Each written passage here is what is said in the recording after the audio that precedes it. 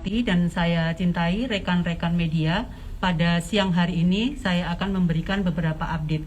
Yang pertama adalah terkait dengan gangguan Kamtibmas tanggal 11 September 2022, bahwa secara umum tren gangguan Kamtibmas mengalami penurunan sebanyak 282 kejadian atau 25,52%, yaitu pada hari Sabtu 10 September 2022 sebanyak 1.105 kejadian, sedangkan hari Minggu 11 September 2022 sebanyak 823 kejadian.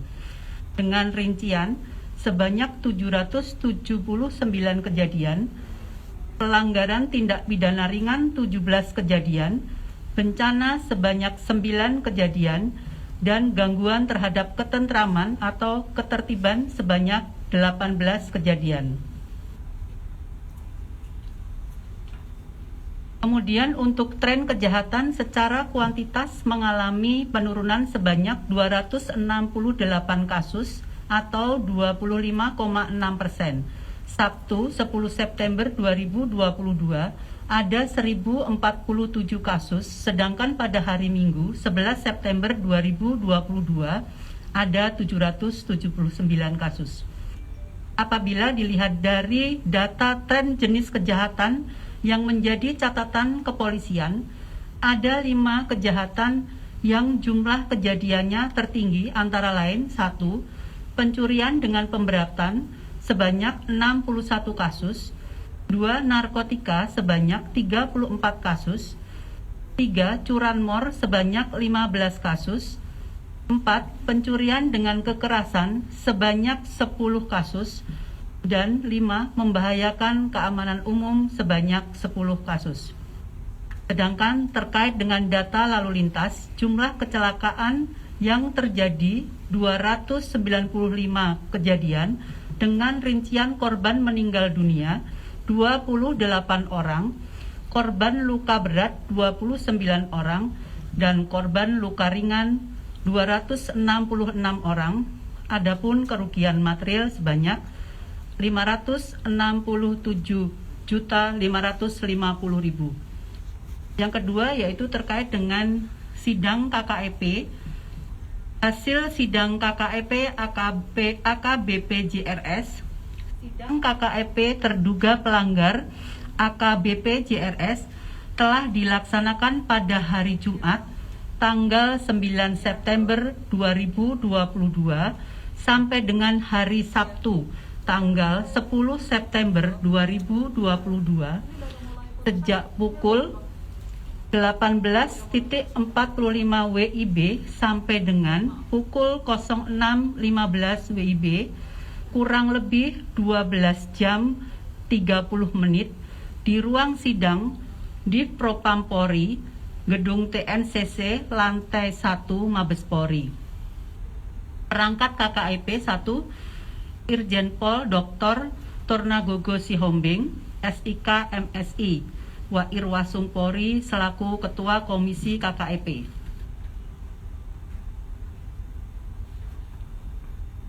2. Brigjen Pol Agus Wijayanto SH, SIK MH, Karo Waprov di Propam Polri selaku Wakil Ketua Komisi KKEP.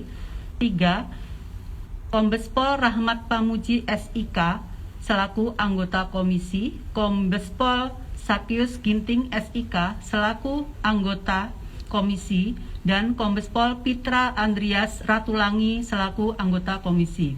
Sedangkan pelaksana sidang KKEP yang pertama adalah Kombes Pol Rahmat Pamuji SIK selaku Ketua Komisi Sidang KKEP. Kedua, Kombes Pol Sakyus Ginting SIK selaku anggota. Dan ketiga, Kombes Pol Pitra Andrias Ratulangi SIK MM selaku anggota. Saksi-saksi dalam persidangan sebagaimana telah disebutkan sebelumnya yaitu sebanyak 13 orang. Kemudian pasal yang dilanggar, pasal 13 ayat 1 PP nomor 1 tahun 2003 tentang pemberhentian anggota Polri, Yunto pasal 5 ayat 1 huruf B, pasal 5 ayat 1 huruf C, pasal 6 ayat 1 huruf D, pasal 8 huruf C angka 1, pasal 10 ayat 1 huruf F, dan atau pasal 11 ayat 1 huruf A Perpol nomor 7 tahun 2022 tentang Kode Etik Profesi Polri.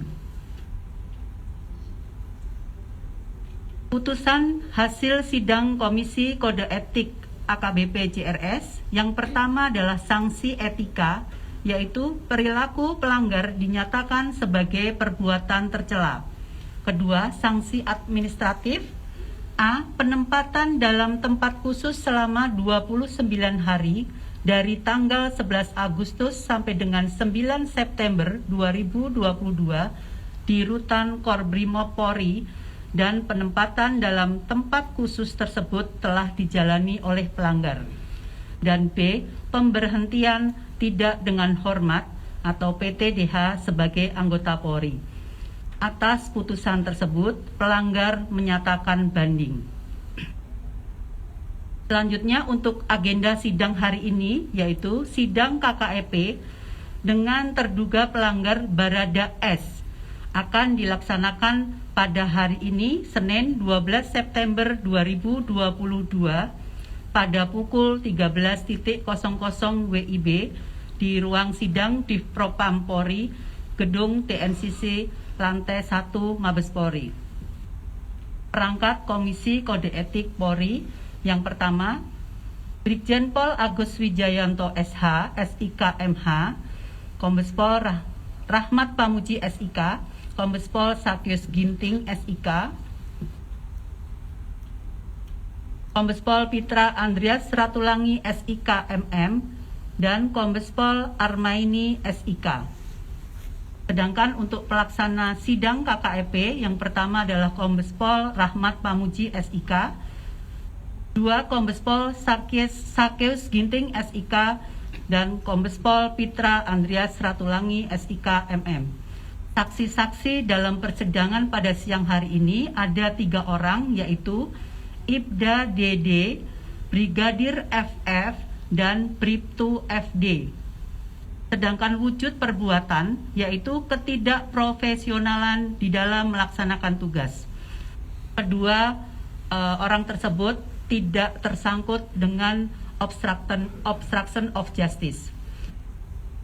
Selanjutnya update terkait kasus ACT, yaitu pada saat ini penyidik Dittipideksus Bareskrim Polri sedang melengkapi petunjuk dari JPU terhadap berkas perkara P19 Yayasan ACT. Selanjutnya update terkait dengan PT Asli Rancangan Indonesia. Pada hari Kamis 8 September 2022, istri dari tersangka RAS telah memenuhi panggilan penyidik untuk dimintai keterangan seputar aliran dana, dugaan penipuan, dan TPPU.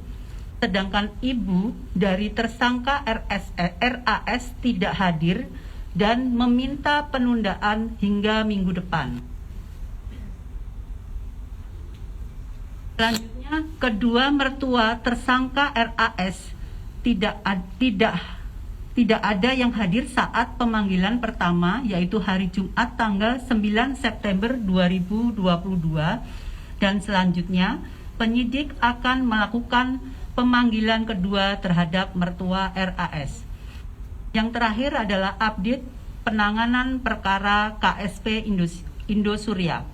Pada hari Senin tanggal 5 September 2022, penyidik Subdit 3 Dittipideksus bersama tim JPU Jampidum Kejagung melaksanakan tahap 2, yaitu penyerahan tersangka dan barang bukti ke Kejaksaan Negeri Jakarta Barat kasus KSP Indosuria dengan tersangka atas nama HS dan JI. Kemudian pada hari Selasa tanggal 6 September 2022 dilakukan pengiriman barang bukti berupa uang sebesar 39 miliar rupiah dan 896.988 US dollar ke rekening penampung Kejaksaan Negeri Jakarta Barat. Sedangkan untuk barang bukti berupa kendaraan roda 4 sebanyak 49 unit akan dilakukan pergeseran secara bertahap ke Kejaksaan Negeri Jakarta Barat. Demikian rilis siang pada hari ini. Terima kasih kepada rekan-rekan. Billahi taufik wal hidayah. Wassalamualaikum warahmatullahi wabarakatuh. Bu, terkait pelanggaran-pelanggaran yang dilakukan oleh AKBP Jerry Syakian, apa Bu? Rincinya Bu? Kan beliau di PPDH, apa sih pelanggaran-pelanggaran rincian yang dilakukannya? Ya, tadi sudah disampaikan sesuai dengan pasal-pasal yang tadi disampaikan. Iya, perannya apa aja gitu? Kami terinformasi hanya dengan pasal-pasal itu, sedangkan untuk perannya apa saja itu menjadi ranah komisi. Ibu, kan sejauh ini sudah ada 5 perwira yang disanksi PPDH, sudah ada yang diterima memori bandingnya? Sampai dengan hari ini yang jelas dari Sekretariat Komisi Kode Etik tetap mempersiapkan untuk sidang banding, karena setiap terduga pelanggar atau sekarang sudah dinyatakan pelanggar kan menyatakan banding, kecuali KBP Pujianto ya. Jadi kita tunggu masing-masing 21 hari dari proses. Bu Nurul, Bu, Kombes Anton Setiawan kan disebut menerima uang gratifikasi dari mantan Kapolres Bukit Timur 500 juta setiap bulan dari proyek PUPR 2019. Apakah Barreskrim sudah memeriksa Anton Setiawan ini, Bu? Ya, kami belum terinformasi tentang hal ini. Itu saja ya teman-teman. Ibu, Ketua Komnas HAM kan menyebut ada kemungkinan penembak ketiga selain Irjen Verdi sama Baradae. Itu ada kemungkinan Ibu PC juga nembak. Nah itu dari penyidik apakah udah memeriksa ke situ, Bu? Belum ada informasi terkait hal tersebut. Rekan-rekan mungkin sekian dulu, nanti bisa teman-teman geser untuk sidang yang jam 1. Terima kasih.